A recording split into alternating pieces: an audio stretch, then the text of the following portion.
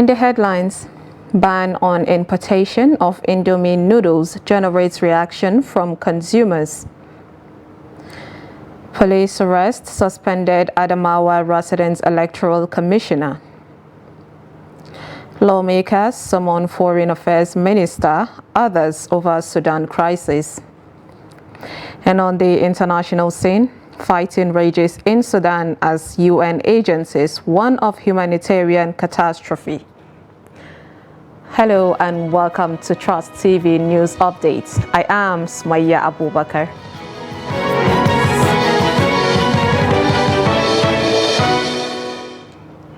Thank you for joining us. And now the news in full.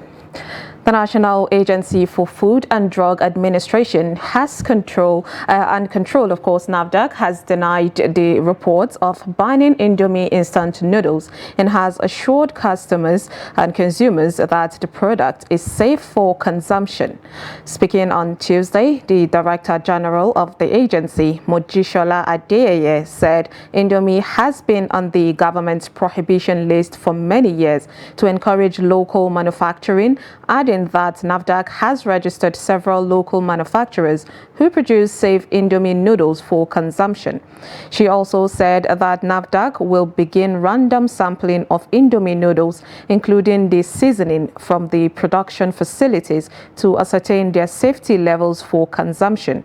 It should be recalled that health officials in Malaysia and Taiwan had claimed to detect ethylene oxide, a carcinogenic substance responsible for lymphoid and breast cancers in the product, leading to a series of investigations of Indo Foods, manufacturers of the product.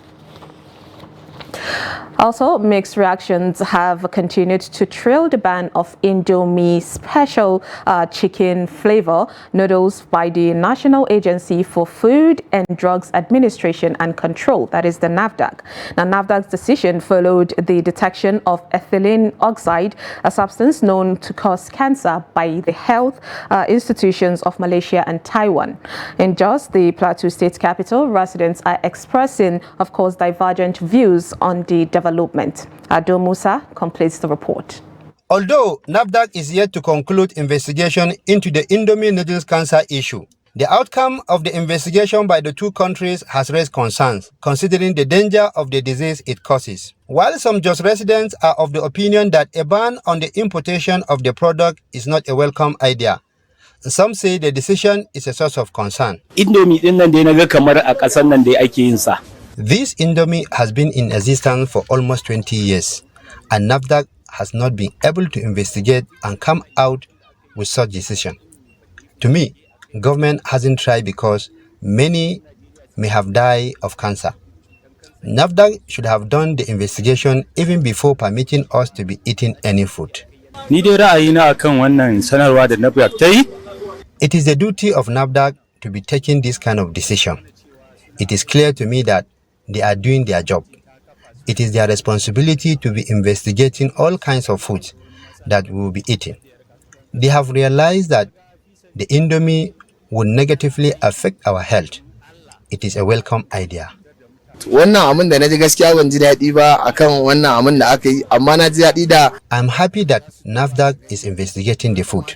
If it is discovered that eating such food is not good for our health, it is better that such should not be left in the market for people's consumption. The decision by Malaysia and Taiwan to recall Indomie special chicken flavor noodles has raised some concerns about the safety of the food globally, including Nigeria. Ado Musa, Trust TV News, Jos. The suspended resident electoral commissioner, REC of Adamawa State, Hudu Yunusa Ari, has been arrested.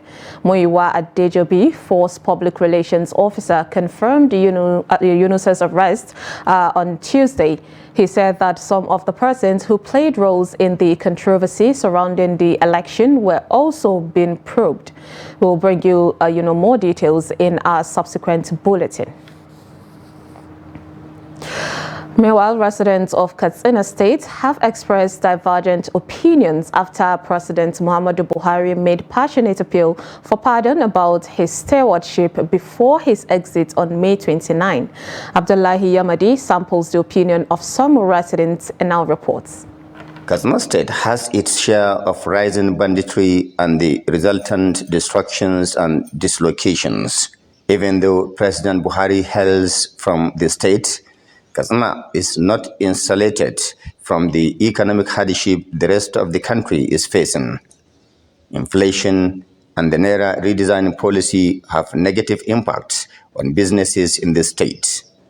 Little wonder the president's passionate appeal for pardon generated heated arguments among residents. Why are they asking for forgiveness? For God's sake, if they knew that they have done something meaningful and impacted to the welfare of the citizens of the country or to the state that they are governing. This is, to me, from my own perspective, is that it is just because they took our electorates, the masses, the majority of the masses as ignorant. I think this is not the right time that Mr. President should come out and seeking for forgiveness to Nigerians. President Muhammadu Buhari, as he just come out publicly seeking for forgiveness to Nigerians. Yes, Buhari came into the mantle of leadership during the time when the country was in economic setback.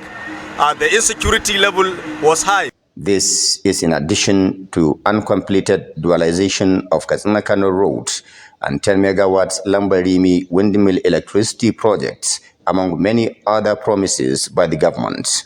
But the President Buhari's pardon appeal gets endorsement of some scholars and clerics from the religious perspectives. Why not? We forgive. My religion says forgive and forget. That's what the Bible said. I'm a Christian. So I believe somebody can make mistake. I believe everybody is human, so we make mistake. So whenever someone realizes mistakes and asks for forgiveness, I believe we are humans. We need to forgive because God forgives us every day. Also, Allah subhanahu wa ta'ala command us, we as Muslims, to forgive. Don't ever think that whenever you are in power, you can do whatever you want to do, and at the end of your tenure you will just ask for forgiveness and that is all. That is the end of the story. No, even if they forgive you, there is so many things Allah will ask you on it. With only a few days away to the expiration of the tenure of President Muhammadu Buhari's administration, many residents are hopeful the incoming administration will address shortcomings and consolidate on the successes of the government. Abdullahi Yamadi, Trust Television News, Katsina. President Muhammadu Buhari has reappointed Abike Dabiri-Erewa for a second term as the chairman of Nigeria in Diaspora Commission, NIDCOM. The notice of her reappointment was contained in a letter written by the president to the Senate requesting the upper chamber to confirm her reappointment. In November 2018, the president first named Dabiri-Erewa as NIDCOM chairperson. She was the senior special advisor to the president on foreign affairs and diaspora matters before the appointment. Dabiri-Erewa was also a member of the House of Representatives for Ikorodu Federal Constituency in Lagos from 2003 to 2015. While she was at the House of Representatives, Dabiri-Erewa chaired of the House Committee on Diaspora Affairs.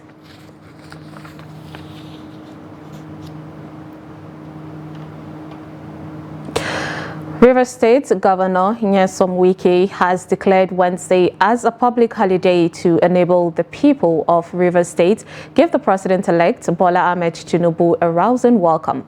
The president-elect, during his two-day official visit to Rivers State, is scheduled to commission the Rumola Rumokuta flyover and the ultra-modern Magistrates Court complex, Port Harcourt, on Wednesday and Thursday. Wike, in in a state broadcast on Tuesday, said that during Tinubu's presidential campaign visit to Rivers State, he had indicated intention to have him commission some strategic projects in the state after the general elections. He said a formal invitation was sent to the president-elect after the general elections, which he graciously accepted. Wike explained that the proposed visit to Rivers State is Tinubu's first official visit to any state since he emerged as the president-elect of Nigeria. Governor Wike has therefore enjoined Rivers people to come out in great numbers and give the president-elect a rousing welcome during his visit. Meanwhile, the driver of a bus rapid transit vehicle that crashed into a moving train at Ikeja along Shogule area of Lagos State, Oluwaseun Osibajo, has been arraigned before an Ikeja High Court for manslaughter. He was arraigned on Tuesday before Justice Oyindamola Ogala on 16 counts bordering on involuntary manslaughter and grievous harm preferred against him by the state government. Osibajo was conveying some staff members of the Lagos state government to work on March 9th and wanted to cross the rail line when he rammed, the bus into the moving train. Now, at least 6 persons died from the accident, while many others sustained varying degrees of injuries. The Director of Public Prosecutions, Babajide Martins, told the court that the BRT driver negligently killed the victims by ignoring warning signals and ran into an ongoing or oncoming train. He said that the defendants also negligently inflicted grievous harm on 10 other passengers on the bus. 2 people were feared dead on Monday night when suspected bandits invaded Ofarukona area of Zaria City in Kaduna State. Now, sources said that the suspected armed men, who numbered about 50, arrived to the area on foot at about 9:40 p.m. and proceeded to the residence of a custom officer, Malam Abubakar Modibo, and kidnapped his wife, Asiya Abubakar, along with his 2 daughters. The bandits also shot dead one Zaharaddin Muhammad of Amaru and Sunusi Sani of Dorai, who were just passing by. Sani was later reported to have died in the morning after being rushed to the hospital. A vigilante group member who also claimed anonymity disclosed that the bandits, who immediately proceeded to Dorai village in the outskirts of Zaria, rustled a number of castles. Efforts to contact the Kaduna State Police Public Relations Officer, DSO Muhammad Jalige, was not successful. The Delta State Police Command on Tuesday said it has killed 1 suspect of kidnapping during a gun duel at Ovuan Alaja in Odu local government area of the state, while 3 others were arrested. The command spokesperson, Bright Edafe, disclosed this via a statement made available to newsmen in Asaba. Now, Edafe said that the suspect, simply identified as Felix, aka OBJ, was shot during a gun duel and later confirmed dead at a hospital. He alleged that the suspected kidnappers snatched 1 AK-47 rifle from a police officer and also kidnapped and murdered 1 God's Power Emmanuel after collecting 400,000 naira ransom. He listed items recovered from the suspect to include 1 AK-47 rifles, 18 rounds of 7.62 mm ammunition, 1 English double-barrel gun, 11 Android phones, and 1 suspected stolen white-colored GLK Mercedes-Benz with registration number YAB733BK, amongst others. You're watching news updates on Trust TV. Coming up, we'll take a look at how oil bunkers meet their Waterloo. Details on this and more after the break. Stay with us. Good morning, Nigeria. Year after year, they have informed, educated, and entertained us. When you needed information, knowledge, or an escape. From generation to generation, the Nigerian broadcasting industry has worked tirelessly to serve you. And now, this service will finally be recognized. Come May 17th this year, broadcasters all over Nigeria will gather at a hotel and suites for the maiden edition of the Nigerian Broadcasting Awards, an award ceremony set to reward hard work and excellence in the broadcast media.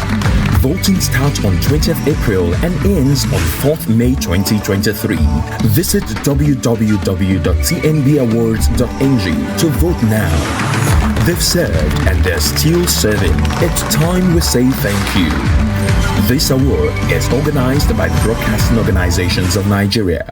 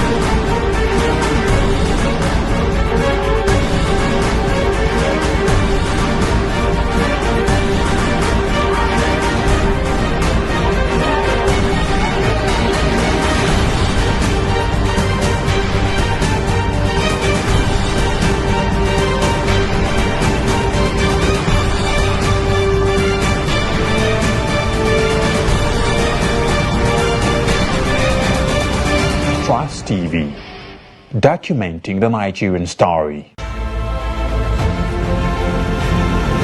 Now, as part of efforts to support Africa's goal of strengthening... Now, looking at the activity chart, as you can see right here, a total volume of 130... Treated a Boko Haram crisis that at that time was restricted to Yobe. How secured are they? You can see security men with blood. This is the road leading up to the... Already, if you look at England squad, you are looking at EPL, you are looking at their names. You are not looking at...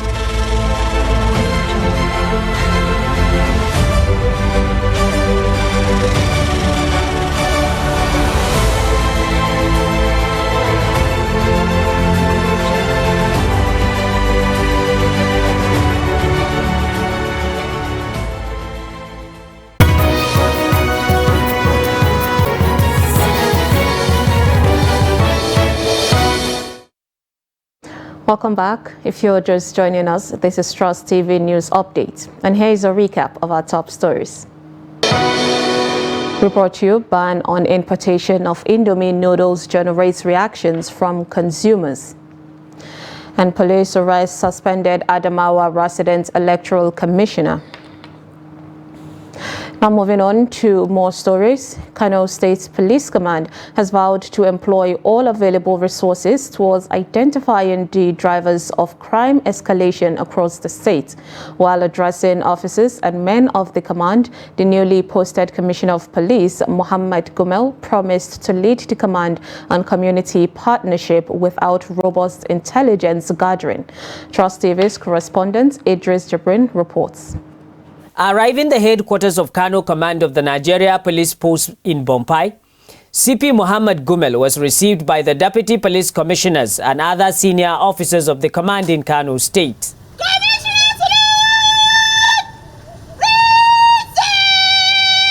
Back at the police officers' mates, the newly posted security sheriff for Kano met with the divisional police officers across the 44 local government areas of the state.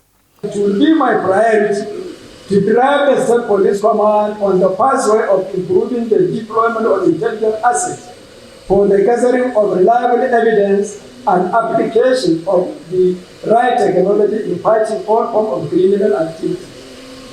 According to CP Gumel, there is no standalone agency that can claim the monopoly of providing efficient security. Hence, the need for all stakeholders to build a stronger synergy with all conventional security agencies across the states. I have learned over the years that it is desirable for all police officers to always exhibit professionalism in the discharge of their duty. It makes the police institution more respected and their action acceptable to the community. Community partnership, use of technology in tracking crime, community policing program as well as emergency response mechanism are some of the areas Police Command in Kano intends to focus its attention. My vision is to build the Nigeria Police and the Police Command transparently, to build it on community partnership with robust intelligence gathering, the use of the right technology, and run proper friendly police with respect to fundamental human rights and freedom. While seeking the support and cooperation of all stakeholders in Kano, the command warns that henceforth there will be no hiding place for phone snatchers, political thugs, and all other kinds of criminals in Kano State. Idris Jubrin, Trust TV News, Kano. Also on security, 11 suspected oil thieves have been nabbed with thousands of liters of adulterated gasoline oil ego, trucks, cars and a wooden boat in different parts of Rivers State. The State Command of the Nigerian Security and Civil Defense Corps, NSCDC, which made the arrest, disclosed this while addressing the press. The report. Briefing newsmen on the arrest at Ogbogoro Jetty, one of its exhibit yards in Port Harcourt. The NSCDC River State Commandant Michael Orga vowed that the resurgence of illegal oil refining activities in the state will be ruthlessly dealt with. You see the exhibits that were arrested within 1 week. And this exhibit includes illegally refined AGO, the one we showed you inside that pop boat. And that one we told you that is about 30,000 liters. Also showed you this one behind us is crude. The quantity cannot be ascertained now. Also we show you the one in that Pathfinder and the one in those other 2 vehicles. They were arrested within the last 7 days. We have about 11 suspects. Commandant Orga, who said the gradual resurgence of illegal crude oil activities in Rivers State will not be taken lightly. Further, explained that the Corps has advanced its intelligence to quell the nefarious activities of those involved in bunkering. The security agencies are working as a group, standardizing to fight this illegality. But what we observe is that the security agency cannot be everywhere. Sometimes when we destroy their illegal refineries, when we go to other sections, they rebuild them. Like as I talk to you now, our men, they are working in Akutoro and Asaitoro area now with the Nigerian Navy. We have destroyed more than 300 illegal refineries now. The NSCDC Rivers boss hinted that the suspects will face the full wrath of the law, while the adulterated products will be forfeited to the federal government after a thorough investigation. The House of Representatives is to meet with the Foreign Affairs Minister, Geoffrey Onyema, officials of Nigerians in Diaspora Commission, NIDCOM, and the National Emergency Management Agency, NEMA, to ascertain the condition of Nigerians trapped by the conflict in Sudan. House Speaker Femi Gbajamiamila stated this in an address at the resumed plenary on Tuesday. He lamented the rapid descent of the Sudan crisis into the carnage of violent conflict that has entrapped many Nigerian residents in the country. The Speaker assured that efforts are underway to ensure the Nigerian citizens residents in the Republic of Sudan, as students, business people, and in other vocations are evacuated quickly and safely. And now on to the international stories, of course. Fierce fighting between rival generals raged on in Sudan on Tuesday, despite the latest truce, as warnings are multiplied of the potential for a catastrophic humanitarian crisis with hundreds of thousands of refugees. A top UN aid official in Sudan, Abdul Dieng, warned that the situation was turning into a full-blown catastrophe. Now, bloodshed has gripped Sudan since April 15th, when tensions erupted into armed exchanges between regular army Chief Abdel Fattah al-Burhan and his deputy turned rival Mohammed Hamdan Daglo, who commands the paramilitary Rapid Support Forces. Hundreds have been killed and thousands wounded as airstrikes and artillery exchanges have gripped swaths of Greater Khartoum, sparking the exodus of thousands of Sudanese to neighboring countries. Many more cannot afford the arduous journey to Sudan's border and have been forced to hole up inside the city of 5 million people with dwindling supplies of food, water, and electricity. And lastly, in sports, Austrian club SV Ried has terminated the contract of Super Eagles midfielder Kingsley Michael. Now, Michael joined Christian Henley's side from Serie B club Bologna on loan last summer. The 23-year-old, however, failed to impress during his first time at the club. SV Ried announced the cancellation of Michael's contract on Tuesday, with the player now expected to return to his parent club. The player has been capped once at the international level by Nigeria. And with that, we've come to the end of Trust TV News Update. Do not forget to follow us across the social media platforms. I am Sumaya Abubakar. Thanks for watching.